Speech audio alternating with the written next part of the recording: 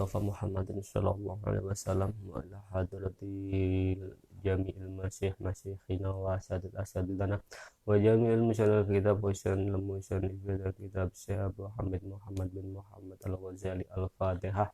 A'udzu billahi minasyaitonir rajim. Bismillahirrahmanirrahim. Alhamdulillahi rabbil alamin arrahmanir rahim maliki yaumiddin. Iyyaka na'budu wa iyyaka nasta'in ihdinas siratal mustaqim siratal ladzina an'amta 'alaihim ghairil maghdubi 'alaihim waladdallin amin. Bismillahirrahmanirrahim. Masih meneruskan dari yang kemarin ketika kita sudah membahas bahwa adanya Tuhan adalah ada dengan dirinya sendiri, ada yang murni, sementara adanya selain Tuhan adalah ada yang diadakan oleh Tuhan, yaitu sebagaimana manusia, sebagaimana alam semesta ini ada karena diwujudkan oleh Tuhan adanya. Maka tanpa Tuhan mewujudkan selain dirinya, berarti mewujudkan makhluk, maka makhluk itu pun tidak akan pernah ada. Jadi manusia itu potensi ada dan potensi tidak ada. Tapi kalau Tuhan sudah ada, Tuhan pasti ada. Kalau selain Tuhan hanya ada potensi. Kemungkinan potensinya ada, kemungkinan potensinya tidak ada. Cuma oleh Tuhan diwujudkan atau tidak, itu adalah terserah Tuhan. Bisa jadi diwujudkan, bisa jadi tidak diwujudkan. Makanya wujudnya kita adalah tergantung daripada kehendak Tuhan. Oleh karena itu, selain Tuhan adalah makhluk yang lemah karena tidak bisa mengendalikan dirinya sendiri. Sebagaimana kemarin bahwa manusia pun tidak berdaya atas kelahirannya sendiri. Bahkan untuk lahir pun manusia butuh bantuan. Butuh bantuan kepada yang lainnya, kepada dukun bayi atau kepada bidan. Sementara manusia sendiri ketika lahir juga tidak berdaya apa-apa, bahkan misalkan oleh ibunya dibuang ke sungai, ke laut, kita tidak bisa menolak apa-apa. Itu membuktikan bahwa makhluknya Tuhan, bahkan sekelas manusia, makhluk yang paling mulianya Tuhan, itu juga tidak berdaya apa-apa ketika baru dalam tahap baru dilahirkan. Apalagi sebelum dilahirkan. Kemarin sudah digambarkan ketika manusia belum dilahirkan, maka mau diajak nyebur sungai, mau diajak pergi kemanapun oleh ibunya, yang mana seorang janin itu masih berada di kandungan, maka kita tidak bisa menolak apa-apa. Kita ibarat batu, mau dilempar kemanapun kita tidak bisa, kita tidak punya daya untuk menolak terhadap sesuatu tersebut. Itulah kenapa bahwa manusia itu memang pada asalnya adalah sangat lemah sekali. Manusia tidak punya daya apa-apa kecuali setelah oleh Allah manusia dikasih daya pikir ketika sudah mencapai dari usia yang dewasa, usia balik. Dari situlah manusia baru terlihat bedanya dengan makhluk yang lainnya. Dengan anugerah akal, manusia akhirnya diberi kewajiban untuk thalabul ilmi, untuk mengenal Tuhan, untuk ma'rifah lillah, untuk mengenal Tuhannya. Nah, ini akan kita lanjutkan. Wabil jumlatilan kelawan gemblengane, atau dengan secara global, wabil jumlatilan kelawan gemblengane, falaisa mongko ora ono iku fil wujudi ing dalem wujud apa syai'un swiji-wiji lahu kedue wujud binafsihi kelawan awak dhewe syai'. Kiwamun utawi jejeg utawa jumeneng ilal kuyu malhayi angin ing jumenenge dat kang jumeneng al hayy kang urip alladzi kang huwa kang utawi alladzi qaimun iku kang jumeneng bidadi kelawan dzate al quyum. Jadi secara global pasti kita ketahui bahwa falaisa fil wujudi syai'un lahu binafsihi kiwamun illal quyumul hayyil alladzi huwa qaimun bidatihi, bahwa tidak ada sesuatu yang wujud di dunia ini bisa wujud dengan dirinya sendiri. Kenapa? Kecuali bahwa berdirinya sesuatu itu pasti ada hubungan ketersambungan. Adanya hubungan ketersambungan dengan sesuatu yang bisa menjadikan dirinya itu ada. Tidak ada di dunia ini misalkan sesuatu itu ada dengan kebetulan, itu tidak ada. Karena setiap perkara yang kebetulan menurut satu orang itu adalah sudah direncanakan oleh selain yang di luar dirinya. Pasti sudah direncanakan di luar dirinya. Bisa jadi kita tiba-tiba tahu ada kertas di meja kita misalkan. Menurut kita itu kebetulan, padahal itu sudah direncanakan karena memang ada orang yang meletakkan kertas di situ. Nah, ini tidak ada kebetulan. Begitu juga manusia, tidak ada kejadian di alam ini yang berlaku secara kebetulan, tidak ada. Misalkan apa? Seseorang lahir, apakah ini kebetulan? Kebetulan saya punya anak, misalnya kebetulan dia melahirkan 5 anak. Itu kebetulan menurut kita, tapi itu sudah dalam rancangan Allah Subhanahu wa taala, itu sudah dalam skenario Allah Subhanahu wa taala. Sebab manusia pun tidak ada yang kebetulan. Dan ini akan bisa dibuktikan ketika misalkan seseorang, jika manusia ini menghendaki sesuatunya ini selalu terrealisasi keinginan tersebut, bisa jadi itu adalah keberadaannya terencana. Tapi banyak sekali kejadian-kejadian keinginan manusia tapi ternyata tidak terlaksana. Nah, ini menunjukkan memang manusia ini tidak punya daya apa-apa, dan keberlangsungan manusia ini adalah tergantung daripada yang lainnya. Tergantung daripada Allah Subhanahu wa taala. Makanya di sini wujudnya sesuatu ini tidak bisa berdiri sendiri, tentu tergantung terhadap sesuatu yang lainnya, yaitu Allah Subhanahu wa taala. Manusia pun ini tidak bisa sendiri, yang kemudian disebut dengan makhluk sosial. Itu menunjukkan manusia juga tidak bisa berdiri sendiri. Misalkan sekaya apapun orang pasti dia tetap membutuhkan bantuan yang lainnya. Tidak mungkin seorang yang kaya raya membutuhkan misalkan membutuhkan baju atau membutuhkan mobil, tidak mungkin dia bisa bikin sendiri. Baju pasti dia butuh penjahit. Belum lagi penjahit nanti membutuhkan adanya kain.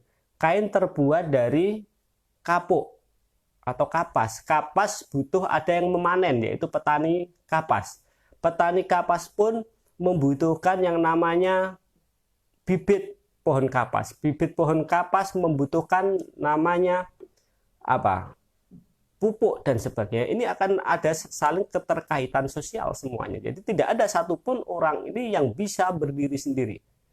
Makanya orang sekaya apapun misalkan, atau orang sehebat apapun, orang hebat ini jika ada orang yang tidak hebat, dia bisa menyematkan bisa tersematkan di dia orang hebat karena ada orang yang di bawahnya dia. Kalau dia sendirian, bagaimana orang bisa menilai dia ini orang hebat? Tidak bisa. Makanya keberadaan sesuatu ini tergantung kepada sesuatu yang lainnya. Dan muara ketergantungan ini tentu ada muara tunggalnya, yaitu bermuara pada Allah Subhanahu wa taala. Nah, ini adalah bagaimana manusia ini sebenarnya adalah keberadaannya adalah begitu rapuh. Manusia ini keberadaannya begitu lemah. Baik sudah dewasa maupun ketika masih kecil, apalagi masih kecil. Kita murni tergantung kepada orang lain. Ketika baru dilahirkan, kita tidak bisa makan sendiri.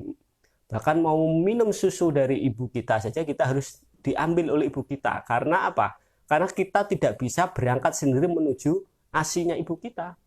Kita yang digendong oleh ibu kita.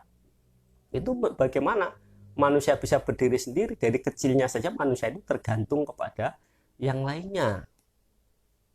Bagaimana manusia mau menyombongkan diri kalau sudah menyadari bahwa dirinya ini sangat lemah sejak dari dilahirkan sampai walaupun dia sukses di ukuran duniawi, yang misalkan dia jadi pejabat, misalkan dia jadi miliarder, tetap membutuhkan orang lain. Miliarder pasti dia butuh pekerjaan, pekerjaannya butuh bantuan orang lain.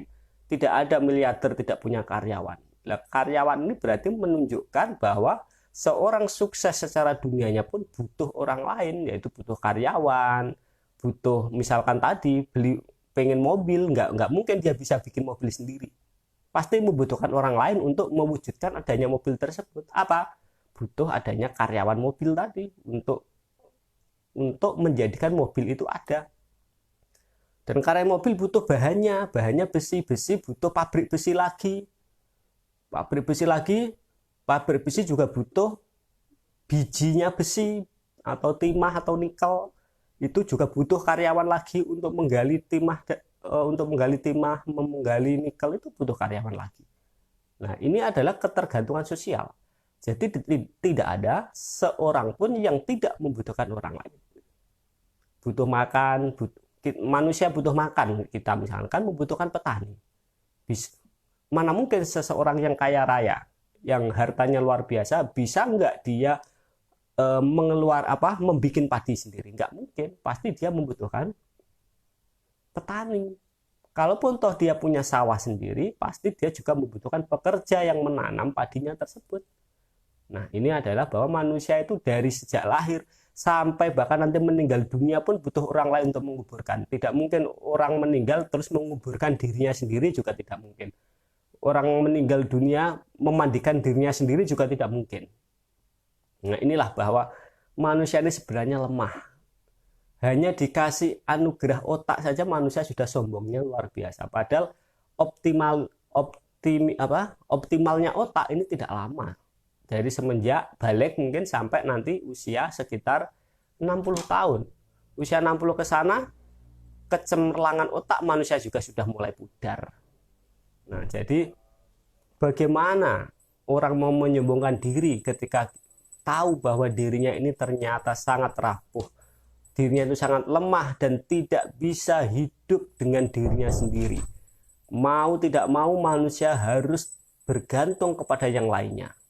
Dan pada muaranya tetap bahwa nanti manusia adalah ketergantungannya adalah yang hakiki, yaitu ketergantungan kepada zat sang pencipta, zat yang maha mengatur segalanya, zat yang maha kuat, yaitu Allah subhanahu wa ta'ala. Tidak ada gunanya manusia sombong.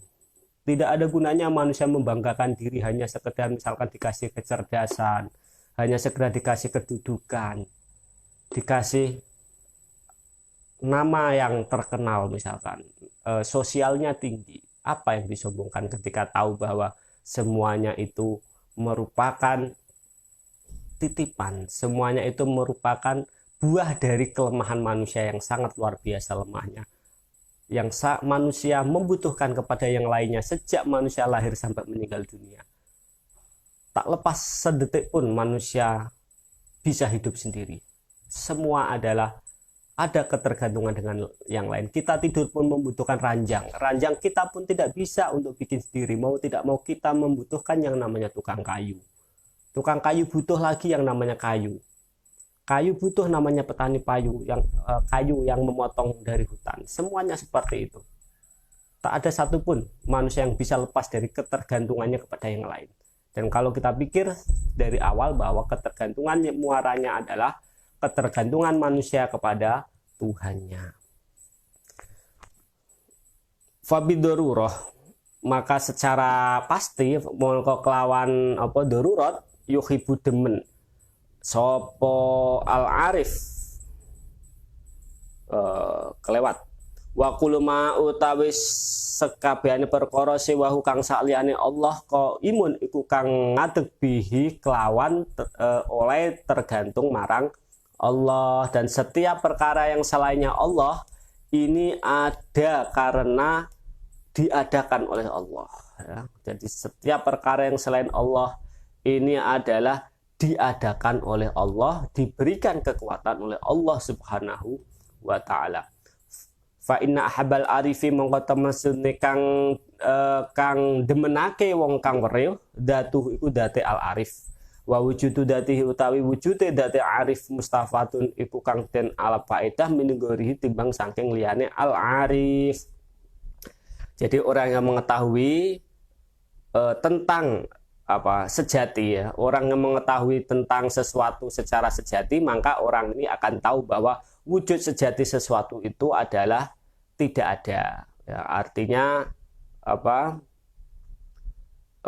sesuatu itu mengambil ada ketergantungan dengan yang lainnya tadi. Jadi orang kalau mengetahui hakikat kejadian segalanya, itu tidak ada satupun kejadian yang tidak ada keterkaitannya dengan yang lainnya. Pasti satu kejadian itu ada keterkaitan dengan yang lainnya. Tadi, tidak ada satupun kejadian yang terjadi secara kebetulan. Pasti ada rangkaian kejadian-kejadian yang sudah diskenario oleh di luar kita. Siapa di luar kita yang bikin skenario itu adalah Allah Subhanahu wa Ta'ala. Dan skenario kita ini hidup. Ini juga skenario Allah yang tidak pernah kita rencanakan sebelumnya. Manusia hanya bertugas mengendalikan. Dengan apa manusia mengendalikan? Dengan anugerah pikiran. Jadi pikiran ini tugasnya adalah untuk mengendalikan terhadap anugerah kehidupan yang sudah diskenariokan oleh Allah, dititipkan kehidupan itu kepada kita. Dititipkan kehidupan itu kepada manusia. Sekarang tinggal tugas kita untuk mengendalikan dan menyadari bahwa semuanya ini adalah skenario maha dahsyat yang diberikan Allah kepada para hambanya, yang diberikan Allah terhadap alam semesta ini. Kalau kita menyadari ini, kembali lagi kita tidak akan pernah terbesit sedikit pun kesombongan dari diri kita. Tidak akan terbesit sedikit pun kita ini lebih hebat daripada yang lainnya. Tidak akan pernah terbesit dari kita bahwa kita ini yang paling pintar, misalnya kita ini paling terkenal, kita ini paling yang lainnya. Ketika kita menyadari dan kita mengenal tentang skenario Allah yang luar biasa tersebut. Nah, karena kita menyadari bahwa semuanya ini adalah ada skenario. Semua yang terjadi di sekitar kita ini ada skenario yang maha hebat dari Allah Subhanahu wa Ta'ala. Fabidorurati mongko kelawan darurat yuhibbu demen sapa mustafid al mufida ingkang aweh faedah liwujudi maring wujude arif wal mudimi lan nglanggengake lahu maring arif in arafa lamun ngerti sapa arif ing mufid khaliqan ingkang ndadekake mujidan kang wujudake wa mukhtaraqan lan kang bedol mabqian kang nglanggengake wa kuiman kang jumenengake binafsi kelan awak dhewe kuyum wa muqawiman lan kang jejegake ligori maring liyane kuyum. Nah, maka secara otomatis orang yang mengetahui bahwa wujudnya dia ini adalah tergantung terhadap di luar dirinya, yaitu karena ada skenario Allah tadi. Kalau sudah segini, maka fabidorirat yuhibbu al-mufidu liwujudihi wal mudimi lahu in arafahu khaliqan. Jadi maka secara otomatis orang yang mengetahui bahwa di luar dirinya ini ada skenario yang tidak bisa dikendalikan oleh diri kita, maka kita akan tahu bahwa di luar diri kita yang tidak bisa kita kendalikan itu adalah yang namanya Zat yang Maha Pencipta. Jadi ada di luar skenario kita, ya, di luar diri kita yang membuat skenario ini ada. Kita kenapa tiba-tiba kulitnya kok putih, saya juga tidak pernah meminta, tapi oleh Allah memang diskenariokan seperti ini. Wajah saya sekarang seperti ini, ya ini skenario Allah juga. Saya juga tidak pernah meminta misalkan seperti ini, dan saya yakin semua manusia juga tidak pernah meminta misalkan, ya Allah saya pesan ketika lahir saya wajahnya kayak Tom Cruise misalkan. Ketika saya lahir wajah saya pengen kayak Lionel Messi misalkan. Kan tidak ada. Semua itu murni skenario Allah Subhanahu wa Ta'ala yang di luar daripada kendali kita. Kita tidak bisa mengendalikan itu semua. Kalau bisa kita mengendalikan diri kita, tentu dari lahir kita sudah minta, ya Allah saya pengen tingginya 2 meter, ya Allah saya pengen wajah saya seperti Tom Cruise misalnya, ya Allah saya pengen kecerdasan saya itu seperti kecerdasan Isaac Newton misalkan. Pasti kita bisa memesan itu, andaikan kehidupan ini adalah skenario kita sendiri. Tapi buktinya kan tidak, dan kita pun tidak bisa memilih kita lahir dari rahimnya siapa. Kalau boleh memilih, tentu saya pengen lahir dari rahim seorang misalkan hartawan, seorang penguasa yang tinggi, seorang kaya raya yang hebat, seorang yang punya kedudukan luar biasa. Tapi buktinya ternyata saya lahir dari ibu saya, bukan lahir dari ibu presiden, kan enggak. Kalau boleh milih saya pengennya lahir dari rahim ibu presiden, tapi kan kenyataannya enggak. Ini membuktikan bahwa kita ada itu di luar skenario kita. Ada yang menjadi sutradara dari semuanya ini, yaitu dia yang di luar jangkauan kita. Nah, ini bukti bahwa manusia itu tidak berdaya apa-apa. Ya tadi, andai kan boleh memilih, saya mah pengen lahirnya dari rahim seorang ibu presiden.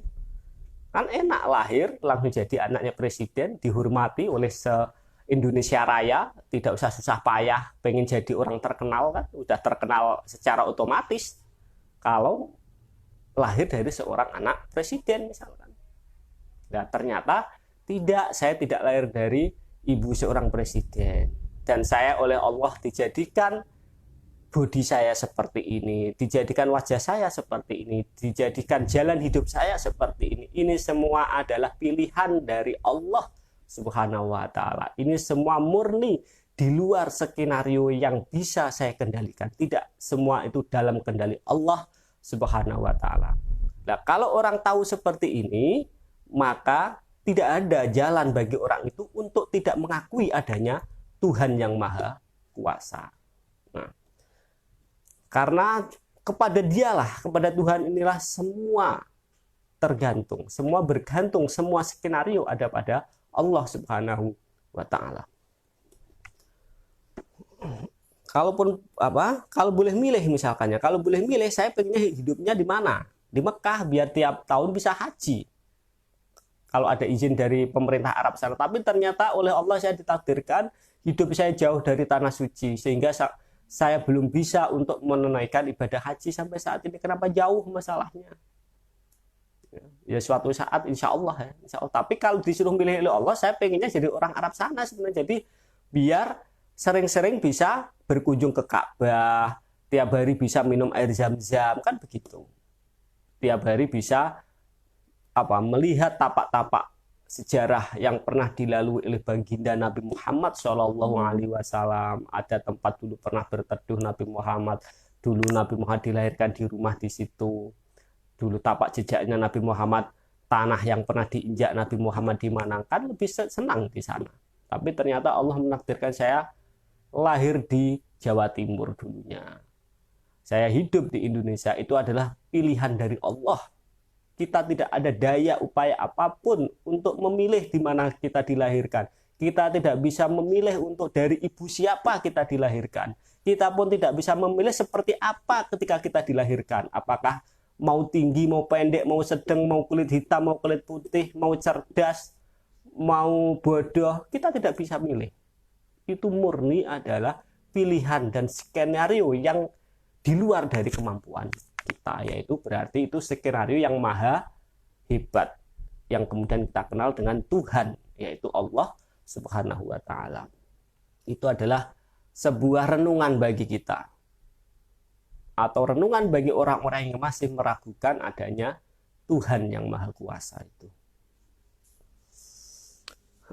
Wa mukhtarkan, bahwa Allah inilah zat yang menjadikan, Allah inilah zat yang mewujudkan dari yang tiada menjadi ada, dan Allah inilah zat yang selalu ada dengan dirinya sendiri, dan kepada semua benda yang ada, benda tersebut bergantung kepada Allah Subhanahu wa ta'ala. Nah, kalau sudah begini, fa in kana mongkolamun ono sapa al arif iku la yuhibbu ora demen sapa al arif ing mufid, fa huwa mongko utawi man la yuhibbuhu iku li jahli krana bodhone man binafsi kelawan awak dhewe ne man, wa birobi lan bodhone man kelawan pangerane man.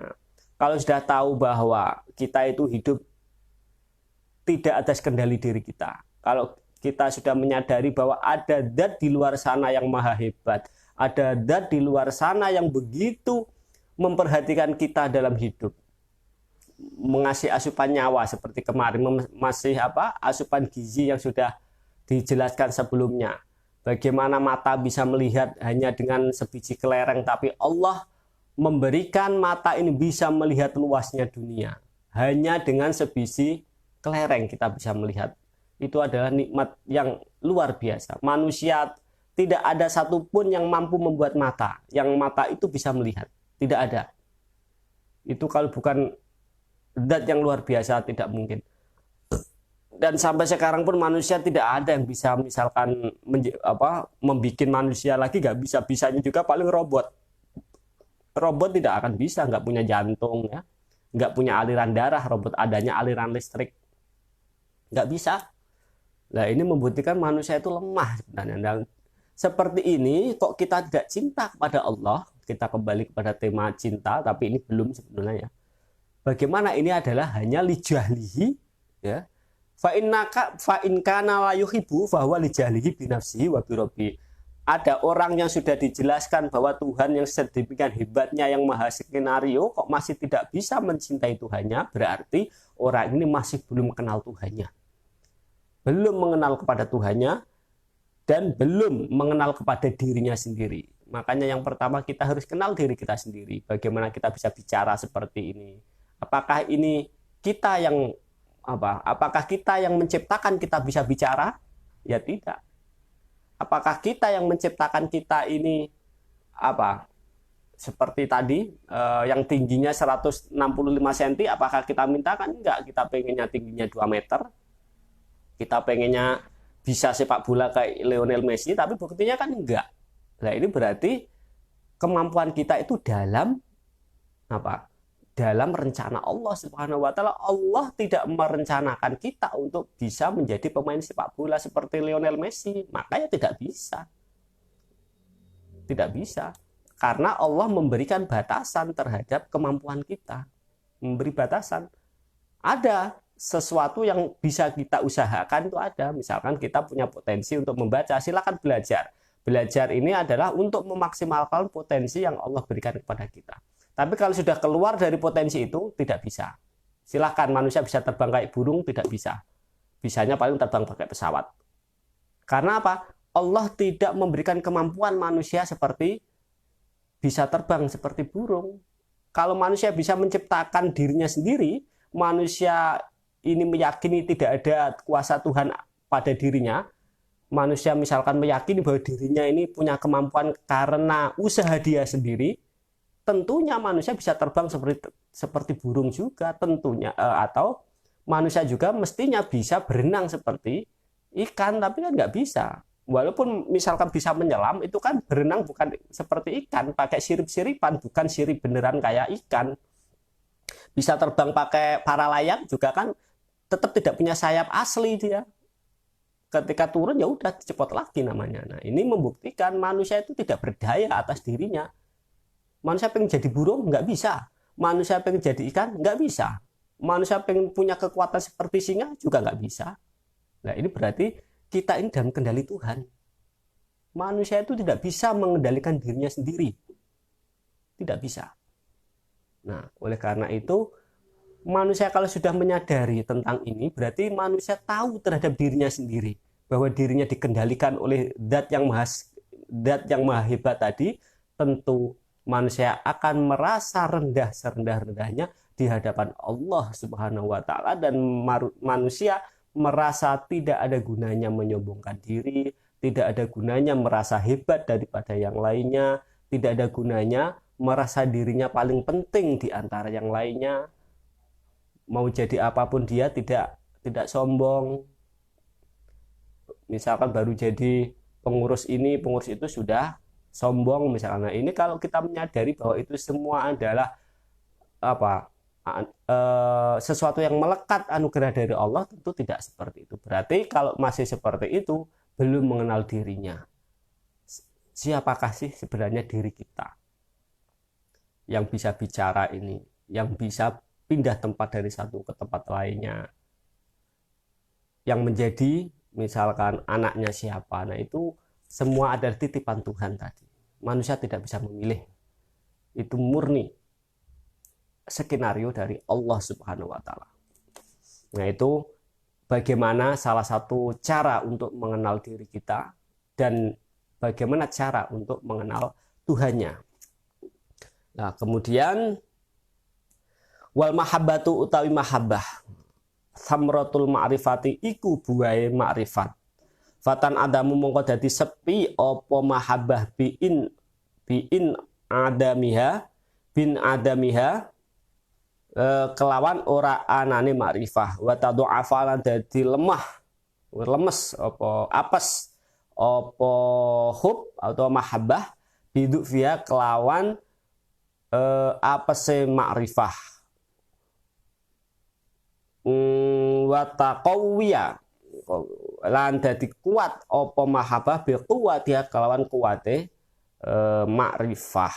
Nah, oleh karena itu bahwa mahabbah cinta ini adalah buah daripada kenal. Karena tak kenal maka tak sayang, sebagai bahasa-bahasa yang familiar di antara kita, bahwa al mahabbah samratul ma'rifah. Kita bisa timbul rasa cinta ini karena diawali dengan perkenalan dulu tadi. Kalau kita belum bisa mengenal Tuhan, maka kita juga tidak akan pernah bisa untuk meraih cinta Tuhan. Sebagaimana keterangan sebelumnya bahwa mengenal Tuhan adalah dengan mengenal diri kita sendiri dulu tadi. Bagaimana kita bisa hidup di dunia ini. Bagaimana kita dilahirkan. Bagaimana sebelum kita dilahirkan berada di alam janin, di alam rahim. Di alam rahim siapa yang menyuruh kita berada di alam rahim? Kok kita bisa hidup, bisa dilahirkan? Bagaimana prosesnya seperti itu? Apakah itu kita meminta, ya Allah, jadikan saya di dalam kandungan 1 bulan misalkan. Jadikan saya sampai 9 bulan. Apakah kita pernah meminta? Kan tidak. Itu murni skenario Allah Subhanahu wa Ta'ala. Kemudian kita dikasih nyawa di dalam keadaan yang gelap gulita terkurung dalam rahim, tapi kita bisa hidup. Bayangkan, itu kalau kehendak kita sendiri tidak mungkin kita bisa hidup. Kita coba aja sekarang sudah hidup di dunia ini, kurung saja sendiri dalam karung karet yang tidak ada sedikit pun celah udara untuk masuk, sebagaimana rahim ibu kita itu kan nggak ada celah sedikit pun udara untuk bisa masuk ke situ. Tapi kenapa manusia di dalam rahim itu masih bisa hidup? Silahkan diteliti lewat misalkan ilmu biologi. Oh, ternyata asupannya lewat pusar. Terus siapa yang ngasih pusar itu menuju ke mulut kita? Ke pusar kita. Dari pusar itu menuju kemana? Saya juga nggak tahu kalau di rahim itu apakah ke lambung ibu apa kemana rahim pusar manusia ini. Nah, ini kan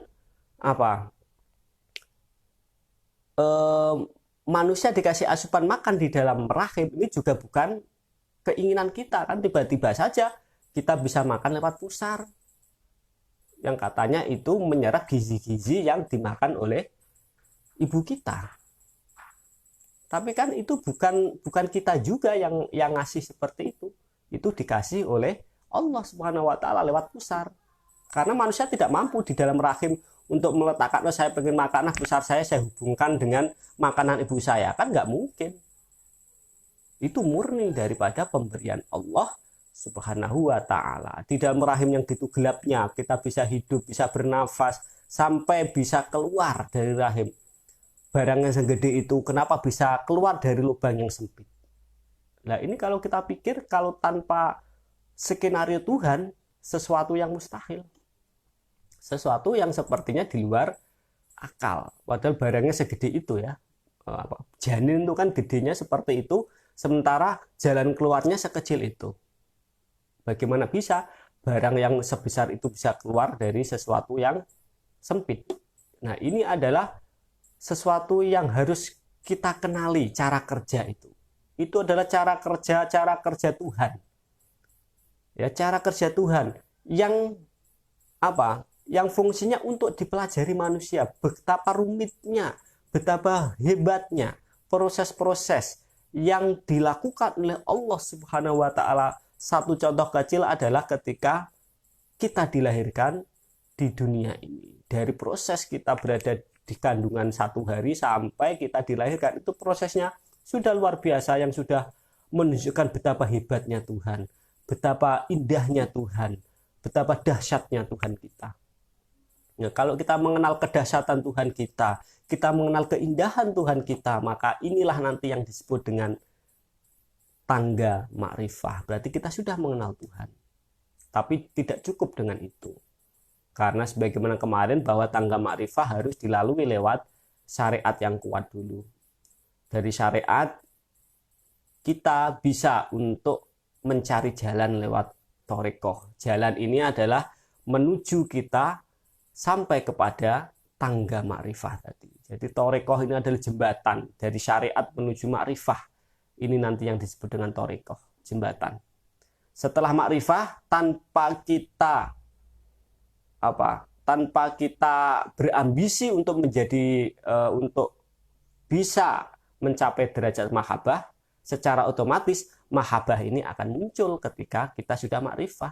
Maka tidak bisa dari syariat langsung loncat misalkan langsung ke mahabbah, karena mahabbah itu buah dari makrifah. Nah, makrifah ini dicapai lewat tangga yang namanya jembatan thariqah tadi. Karena thariqah ini menjembatani antara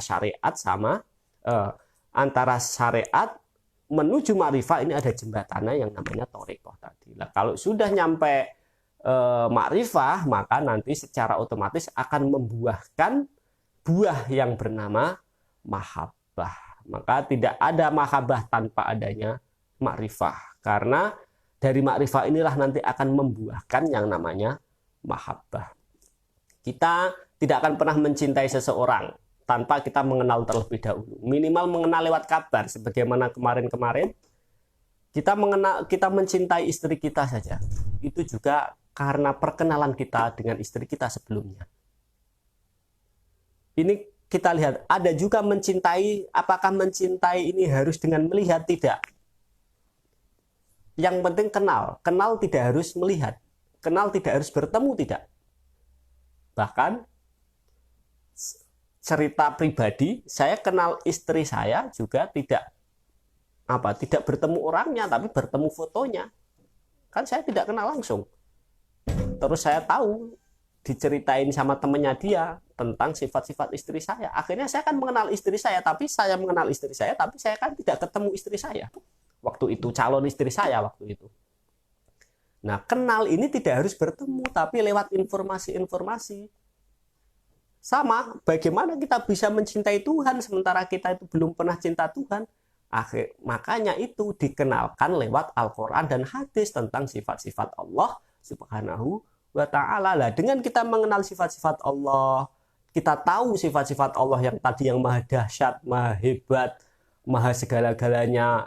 Dari satu contoh kehidupan di alam rahim tadi, belum ketika kita dilahirkan sampai usia 2 tahun yang kita tidak bisa apa-apa, dari bayi merah, tidak bisa makan apa-apa tapi bisa hidup. Oleh Allah ditunjukkan itu, kalau kepengen hidup kamu sedot itu susu ibu kamu. Lah, akhirnya menyusui ibunya. Itu kalau tidak dikasih tahu Tuhan, mana mungkin bayi kecil bisa nyedot ASI. Siapa itu yang ngajarin bayi kecil kalau susu keluar tuh harus dikenyot? Kan ibunya nggak bisa ngajarin, ngedenger juga belum kan bayi itu. Tapi siapa itu yang ngasih tahu bayi baru lahir 1 menit tiba-tiba bisa ngecot susu ibunya, yang menjadikan dia jalan hidup, kemudian bisa mempunyai nyawa, mempertahankan hidupnya karena dia menghisap energi, menghisap sari-sari protein atau sari-sari zat yang dibutuhkan dalam hidupnya dari susu ibunya. Siapa yang ngasih tahu? Ibunya kan nggak bisa. Itu salah satu kehebatan Tuhan. Nah, ketika kita tahu bahwa Tuhan itu maha hebat, itulah salah satu kita bisa mengenal Tuhan. Dari cara itulah. Makanya mencintai harus lewat mengenal. Mengenal tidak harus melihat. Dan contoh sama istri saya tadi saja. Saya bisa mencintai istri saya sebelum saya bertemu dulu itu. Sebelum bertemu, kenapa? Saya dapat informasi dari teman istri saya bahwa istri saya itu wajahnya begini, sifatnya begini, dia begini. Nah, dari informasi-informasi inilah kita bisa timbul rasa cinta walaupun kita belum ketemu. Makanya ketika ada pertanyaan bagaimana mungkin kita bisa cinta Tuhan sementara kita juga belum pernah melihat Tuhan, itulah kita harus mengenal Tuhan dulu lewat informasi-informasi yang akurat. Informasi akurat tentang Tuhan itu dari mana? Dari Rasulnya, lewat kitab suci Al-Quran. Di kitab suci Al-Quran diterangkan Tuhan itu sifatnya begini, kemudian dijelaskan oleh Rasulullah lewat hadis-hadisnya, dijelaskan kepada para sahabat bahwa Tuhan itu maha indah, bahwa Tuhan itu maha baik, bahwa Tuhan itu akan mengabulkan doa-doa kamu, Tuhan itu tidak berbuat dolim kepada hambanya. Nah, ini adalah sekian dari beberapa sifat yang oleh Rasulullah dikenalkan kepada kita. Maka kita yang harus berusaha mengenal Tuhan itu dengan menggali Al-Quran dan hadis yang sudah dijelaskan oleh para ulama kita, termasuk lewat kitab-kitab kuning seperti ini.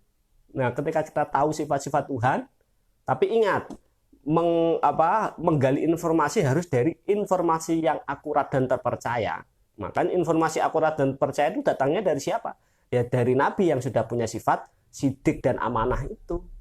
Jangan menerima informasi selain dari info yang valid, yang datangnya dari Nabi Muhammad SAW, yang dijelaskan para sahabat, oleh sahabat dijelaskan kepada tabi'in, tabi'in kepada tabi'in, dari tabi'in dijelaskan kepada para ulama salaf, kemudian ulama kholaf, ulama mutaqaddimin, dijelaskan kepada ulama mutakhirin, dijelaskan kepada ulama, dijelaskan kepada guru-guru kita, akhirnya guru kita menyampaikan kepada kita. Nah, ini jalurnya supaya kita bisa mengenal Allah lewat jalur yang akurat.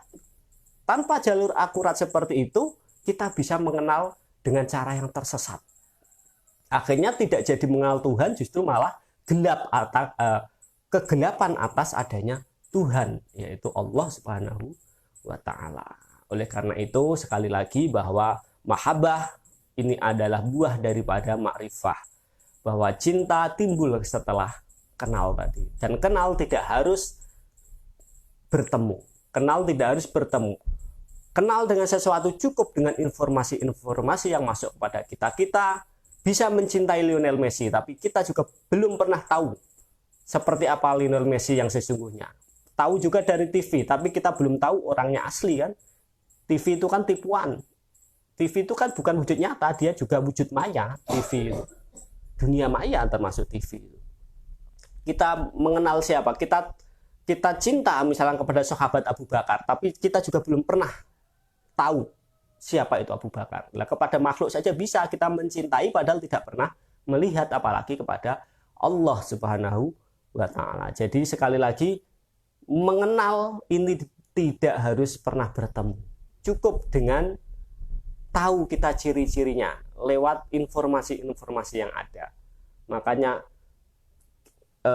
kita tahu misalkan ada Lionel Messi karena kita tahu bahwa dia sifatnya dribblingnya bagus misalkan, terus dia baik hati, tidak sombong.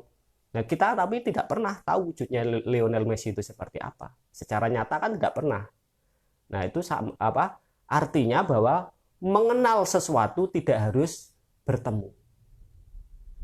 Makanya sangat mudah sekali logika bahwa kenapa kita harus cinta Tuhan sementara katanya cinta itu harus lewat perkenalan. Nah, perkenalan bagaimana bisa kalau tanpa bertemu? Ya, sangat bisa sekali. Seperti contoh saya sama istri saya tadi, atau kita mencintai idola kita. Nah, itu kan tidak harus kenal. Kalau kita saja mencintai seorang artis, suka artis misalkan siapa?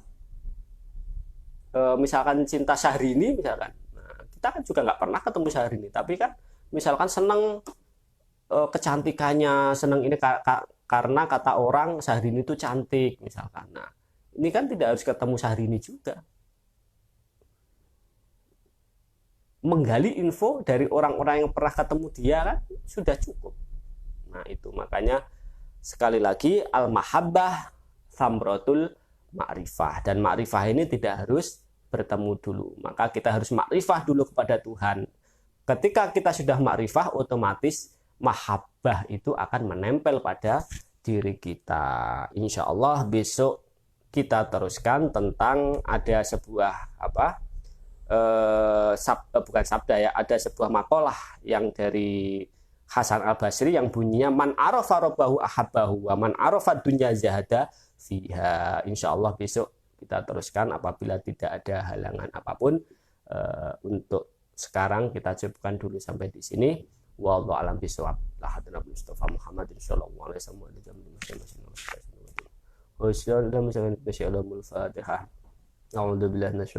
Bismillahirrahmanirrahim. Alhamdulillah. Ar-Rahmanur Rahim Maliki Yawmiddin Iyyaka na'budu wa iyyaka nasta'in ihdinas siratal mustaqim siratal ladzina an'amta 'alaihim ghairil maghdubi 'alaihim waladdallin.